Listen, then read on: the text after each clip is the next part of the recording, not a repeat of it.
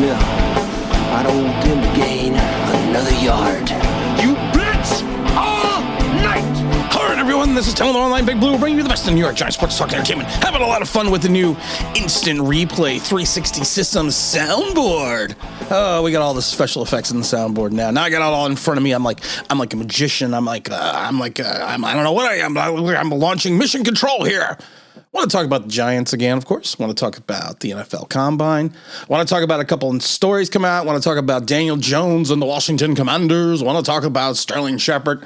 First things first, on the NFL Combine, looks like Tyler Linderbaum will not be working out for the Combine. He has an injury.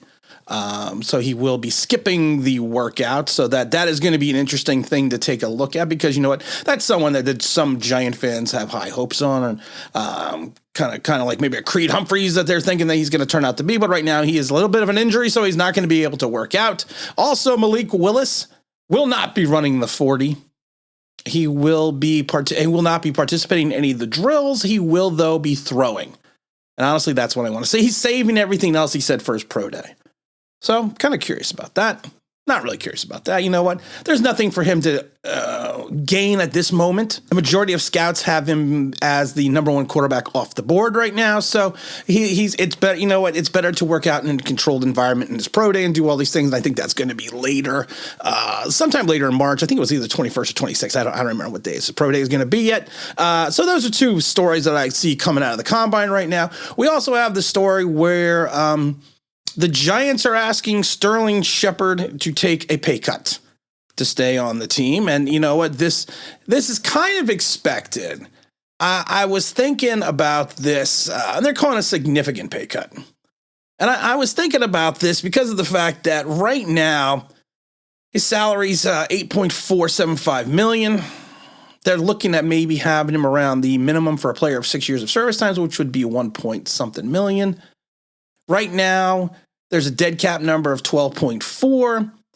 Yeah, you know, so I mean, if we cut him, we're saving just 4.5 million in cap space, and we'll have a dead cap number of 8.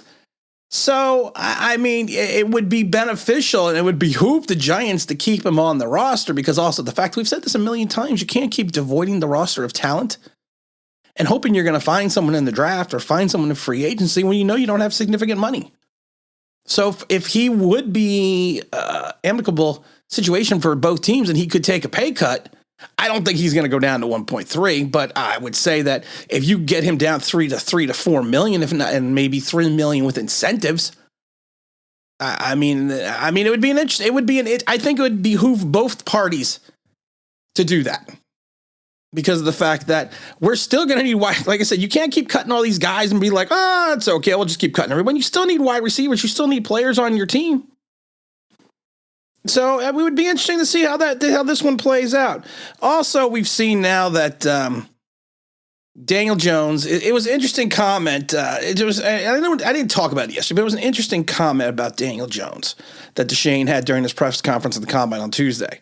He said, "We're going to bring in competition everywhere, but Daniel Jones is our starting quarterback right now." That's not really a ringing endorsement. And evidently, the Washington Commanders have been calling around the league trying to find a starting quarterback. Could there be a potential that they had called over to the Shane and asked or inquired about Daniel Jones? Because, you know, we're still kind of waiting. We know they're not going to pick up the 5th-year option. We know that. But could they have made a phone call and said, "Hey, Mr. Shane, you know, why don't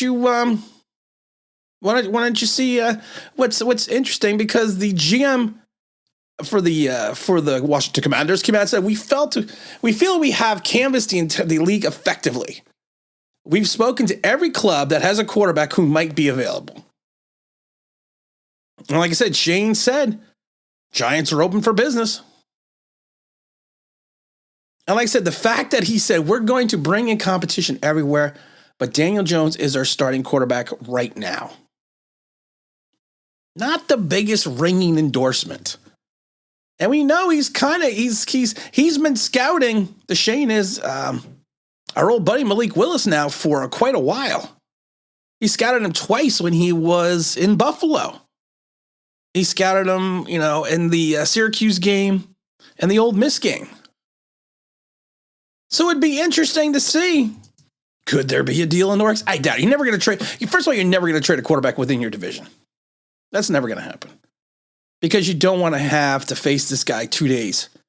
2 games a year. You don't want to have that. You also don't want to have. That's like when people are like, well, you should trade Saquon Barkley to the Jets.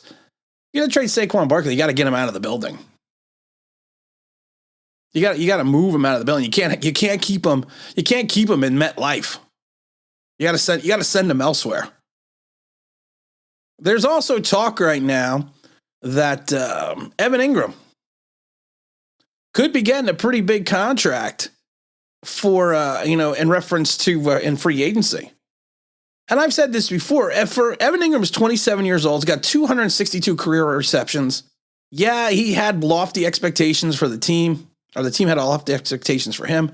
I don't know if he didn't pan out more because of the ineptitude of the Giants, because there's a lot of players that haven't panned out for the Giants that have gone on other places and been successful. So you don't know if it was the ineptitude of the Giants itself, or if it's just, or if he's just not the player we thought he was going to be. But like I said, he is drawing interest evidently in free agency. He's going to be the scuttlebutt is that he's going to be drawing some interest, or heavy interest in free agency. And honestly, if you're looking at pure talent, Evan Ingram is not a bad option.